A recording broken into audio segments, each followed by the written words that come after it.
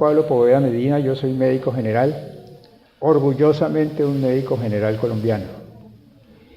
Venimos realizando esta actividad desde hace 8 años, este ya es el 9º, que consiste fundamentalmente en recorrer 3 veces al año el país, tocando 14 ciudades del país. El propósito, la intención, más que traer una actividad de tipo científico-académico, es ir construyendo lo que hasta ahora, la verdad sea dicha, hemos logrado, y es formar un tejido muy compacto de los médicos generales, no en 1, ni en 2, ni en 3 departamentos, sino en todo el país.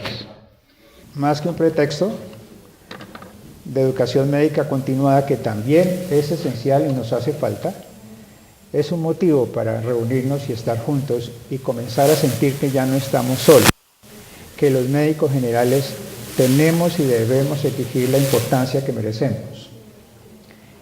Y es que ha ocurrido algo realmente extraordinario, algo que yo he calificado con todas sus letras como que la nueva ley estatutaria va a partir en 2 la historia de la medicina en Colombia. Así de grave o así de importante es este hecho que ha ocurrido recientemente, la aprobación de la ley estatutaria. El asunto es que es muy frecuente en los últimos, digo yo, 8 o 10 años, que todos los gobiernos toman la iniciativa de arrancar con un proyecto para modificar la salud en Colombia. Y esos proyectos entonces son estudiados en el Congreso y tienen que dar vueltas y revueltas, digo yo. Tienen que pasar por la Cámara en 2 vueltas. Tienen que pasar por el Senado en 2 vueltas. Tienen que pasar por la plenaria, sea Cámara y Senado, en otras 2 vueltas. Es decir, el trámite no es fácil, el trámite es bastante dispendioso. Y cada vez que termina una de esas vueltas, que en total son como 6, entonces los medios de comunicación dicen: se aprobó la ley de salud. Y uno como espectador en su casa, viendo a las 7 de la noche el noticiero, recostado en su cama después de un día de trabajo, dice: ¿cómo? ¿Se aprobó la ley de salud? ¿Y ahora qué? Y eso lo está oyendo uno cada 3, 4 meses. Se aprobó la ley de salud. Ahora los pacientes tendrán derecho, ahora las EPS tendrán la obligación, ahora no tendrán la obligación. Y quedamos locos, y al día siguiente, después de ese noticiero a las 7 de la noche en la cama, nos vamos para nuestro trabajo y los compañeros nos preguntan: oiga, que se aprobó la ley de salud, y entonces ¿ahora qué? No sabemos. No, pero es que ahora no, el paseo de la muerte se va a acabar. Pues eso dicen, pero realmente no estamos informados. Y ese ha sido esencialmente el problema de nosotros los médicos y en general todos los profesionales de la salud, que no estamos suficiente y adecuadamente informados. Y yo creo que ese es el peor pecado que estamos cometiendo, una adecuada información en los temas que tienen que ver con la normatividad que nos rige.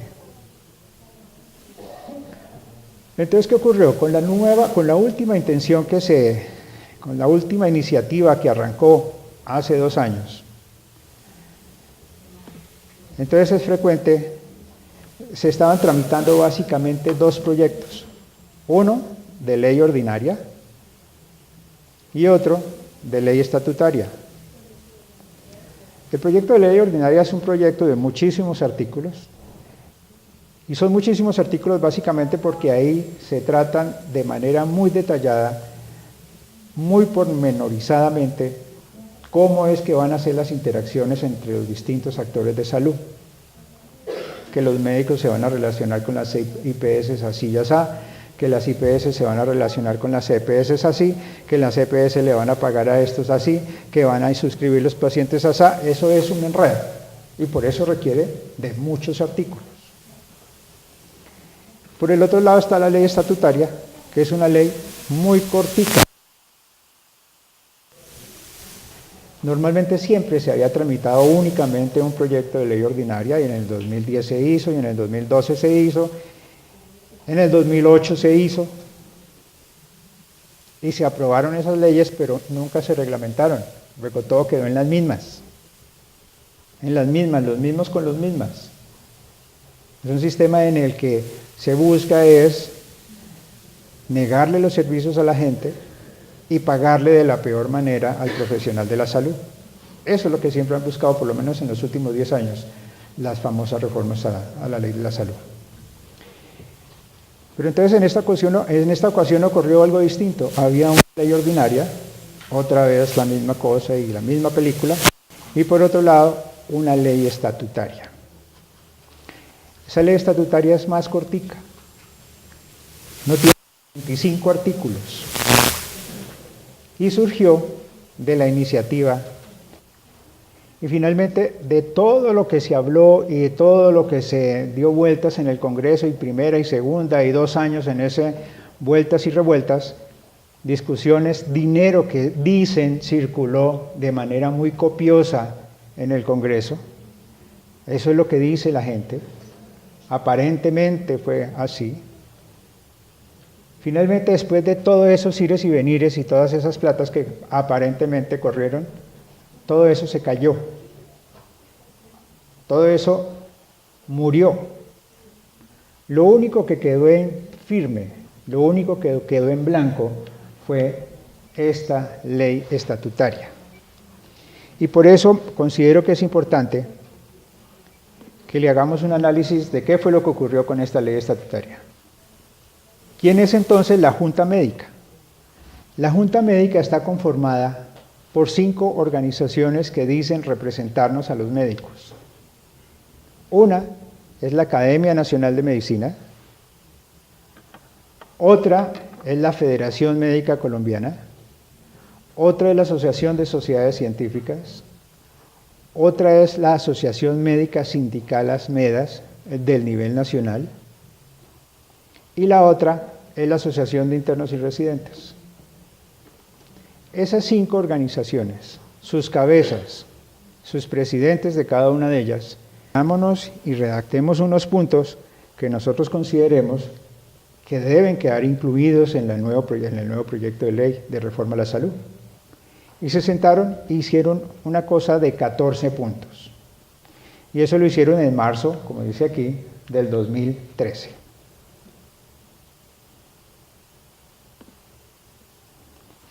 Ese proyecto de ley estatutaria lo llamaron proyecto de ley estatutaria y se llamaba proyecto de ley 209. Yo como no se los voy a leer porque sé que eso es muy aburrido hacer una presentación y leer un proyecto de ley, se los voy a pasar muy rápido. Muy rápido es así de rápido. Ya estuvo. Como verán, este documento no tiene firmas de ninguna especie. Son apenas 14 puntos y no tiene firmas porque era simplemente un manual de 14 buenas intenciones que esos 5 representantes, las 5 principales organizaciones médicas que nos representan, consideraron debían ser incluidas en el proyecto de ley de Santos. Notaron sí que cuando pasé esto rápidamente, había 2 cosas subrayadas. Una, este proyecto número 10, este artículo número 12, artículo número 10 aparezca. No aparece. Bueno, el artículo número 10 dice que el Sistema Único de Salud reconocerá en el acto médico el compromiso social de la medicina y respetará la autonomía intelectual de los facultativos de la salud. Aquí la palabra clave es autonomía intelectual. ¿Y qué es autonomía intelectual?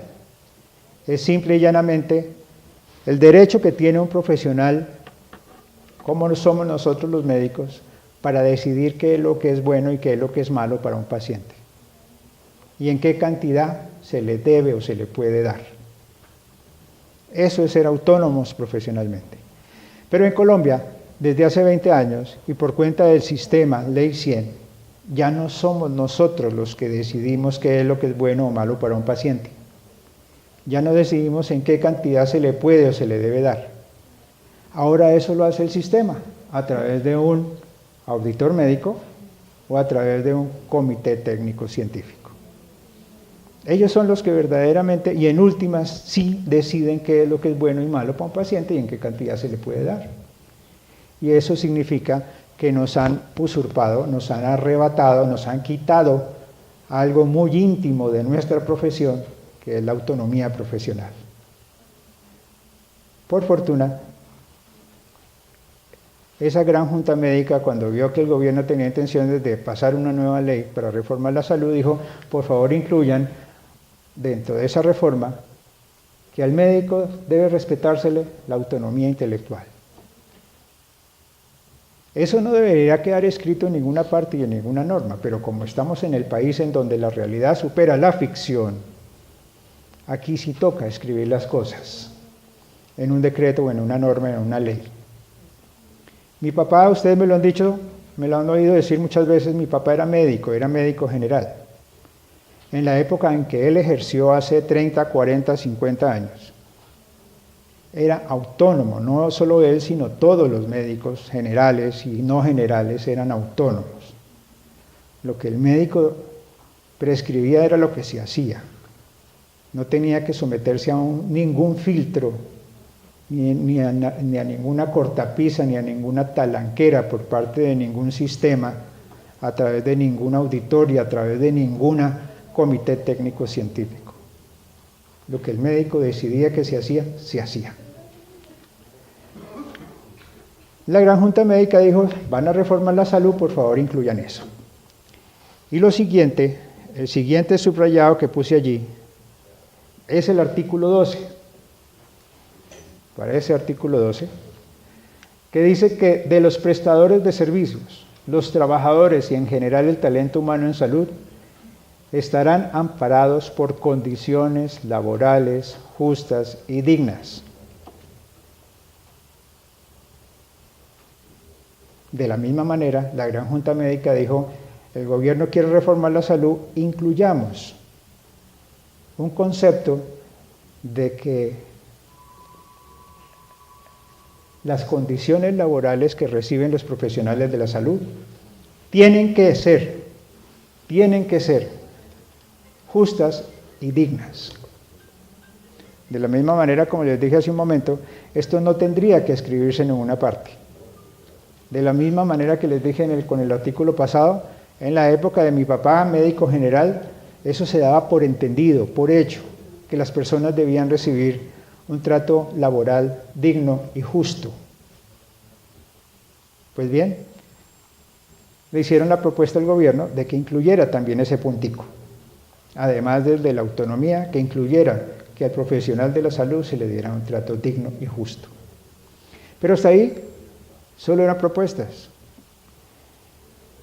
Ya lo demás ustedes lo han visto por televisión. Curiosamente, los otros artículos son los que sí salen en televisión, pero estos dos que yo les mostré no salen en televisión, pero allí están escritos.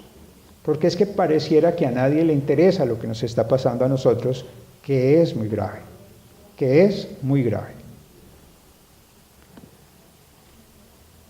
Entonces, ese proyecto de ley estatutaria de la Gran Junta Médica se llamó Proyecto de Ley 209 del 2013, Senado, y el Ejecutivo, o sea, el presidente y su ministro, el 18 de marzo del 2013 lo radicó en la Secretaría General del Senado y le dio mensaje de urgencia para su trámite en el Congreso. Pasó aquí, algo hice mal. Eché un botón que no era y ya. A mí como que se me olvidó manejar estos aparatos. Ya. El Ejecutivo lo radicó el 18 de marzo del 2013 en la Secretaría General del Senado y le dio mensaje de urgencia para su trámite en el Congreso. Y pongo esta fotografía.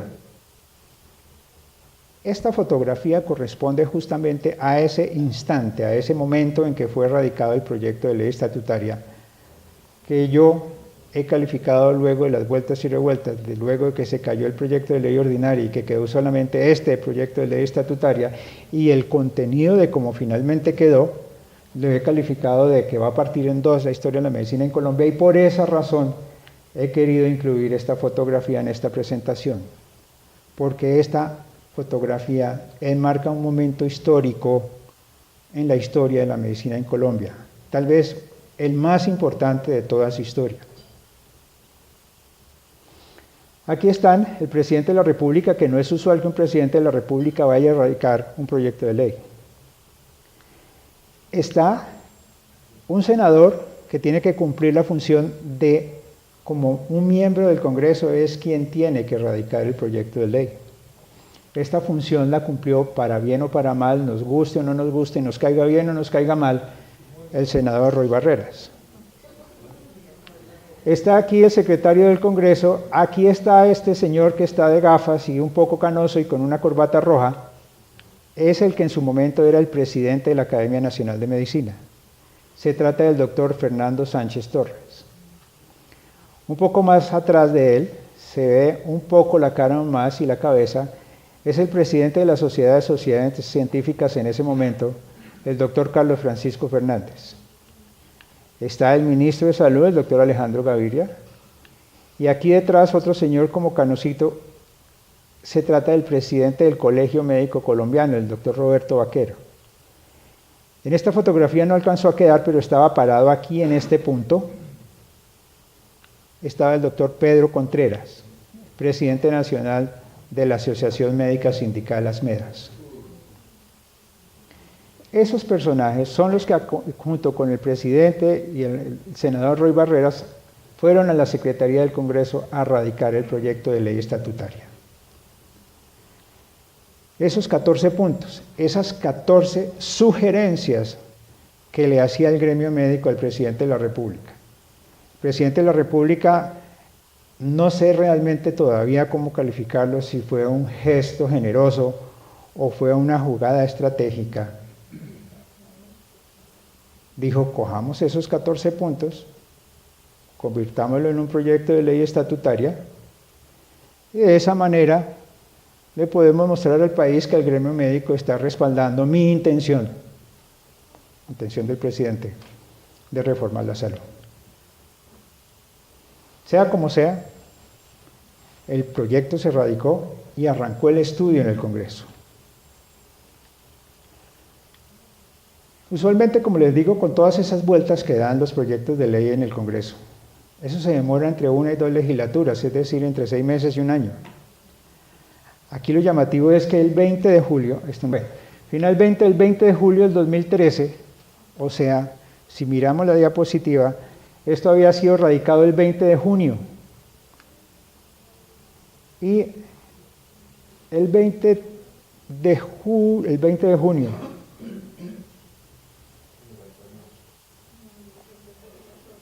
y aquí está, había sido radicado, esto no me está colaborando hoy este equipo, marzo 13 a 20 de junio, 3 meses.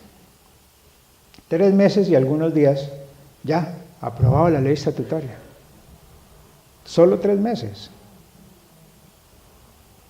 Y aparte de eso, los artículos que eran 14 se convirtieron en 26.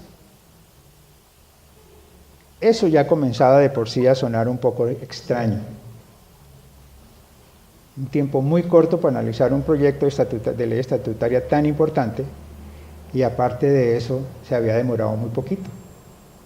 Y aparte de eso, cuando leímos, los que le hemos seguido, digamos, la cuerda a todo este proceso, vimos que la intención del gobierno no era otra que la de acabar con la tutela,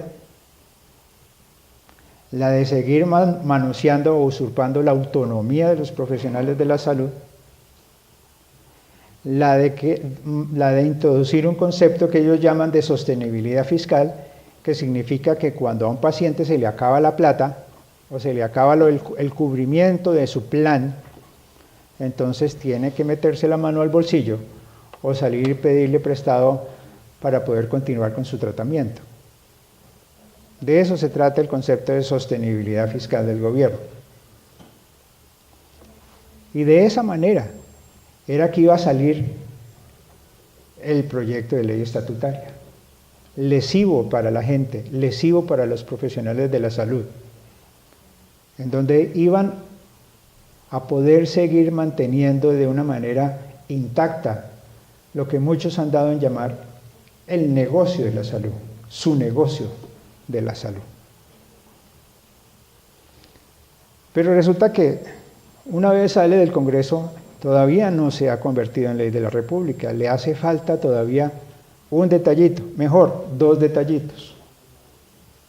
Después de que sale del Congreso, aprobado, para convertirse en ley de la República tiene que ir a la Corte Constitucional, máxime si se trata de una ley estatutaria, a ser sometido a un examen de constitucionalidad. Es decir, para que la Corte Constitucional coja con una lupa artículo por artículo y lo revise y diga, sí, esto está acorde con la Constitución o esto riñe o no está acorde con la Constitución. Eso normalmente se puede demorar 3 meses, 4 meses. Pues aquí se demoró 1 año. 1 año para examinar 24 artículos. Eso también es poco usual. Así como fue muy poco usual que todo el trámite del Congreso no se surtiera sino en 3 meses, muy extraño, fue también muy extraño, igualmente extraño o tan extraño, que el examen de constitucionalidad en la Corte Constitucional se demorara 1 año. Y hubo un momento entonces en esos en que el 20 de julio del 2013 el proyecto pasó a control previo de la Corte Constitucional, que en abril del 2014, junio, agosto, septiembre, octubre, noviembre, diciembre, enero, febrero, marzo, abril, 9 meses, convocó a una audiencia pública en la que el gobierno y la Gran Junta Médica defendieron los contenidos de la iniciativa. ¿Por qué el gobierno? Porque él era el que estaba, digamos, tirando para un lado. Y la Gran Junta Médica es la que estaba tirando para el otro lado. Y la Corte Constitucional dijo, bueno, venga, pónganse de acuerdo y háganlo delante mío a ver a quién le creo. Para que finalmente en mayo, o sea, al año de haber comenzado a estudiar el examen de constitucional, la Corte Constitucional divulgó el comunicado a través del cual anunció la aprobación con condiciones del articulado. Se aprobó, pero con condiciones. Apareció una nueva palabrita, condiciones. Y ya no le quedaba faltando sino un solo detallito, que era la firma presidencial. Pero a quienes le hemos seguido la cuerda a este proceso dijimos, ¿cómo es el cuento de las condiciones? El cuento de las condiciones es otro documentico que les traigo yo a ustedes aquí. La Corte publicó un comunicado con las condiciones. Tampoco se los voy a mostrar ni se los voy a leer porque eso es muy aburrido. Además, la gente de la Corte Constitucional escribe que da gusto. Ellos sí no les da pereza escribir y analizar. Aquí está primero que todo transcrita toda la ley, es decir, los 26 artículos. Se los muestro rápidamente. Están notando lo que yo estoy notando, que hay unos resaltados en amarillo. Y finalmente, aquí termina el análisis de la ley, la transcripción de la ley, artículo 26. Y de aquí para abajo empieza la decisión de la Corte Constitucional. Miren dónde está el cursor. Es decir, que más de la mitad del documento, que tiene 13 páginas, más de la mitad del documento son el análisis. Ahora, este es un análisis resumido, porque el análisis verdadero, largo, como un libro, es como un álgebra de Baldor. Es un libro grande. La inquietud era entonces qué fue las condiciones que le puso la Corte Constitucional a todo este cuento. Vamos a ver 2 o 3 ejemplos muy sencillos, muy elementales. Este primero es ya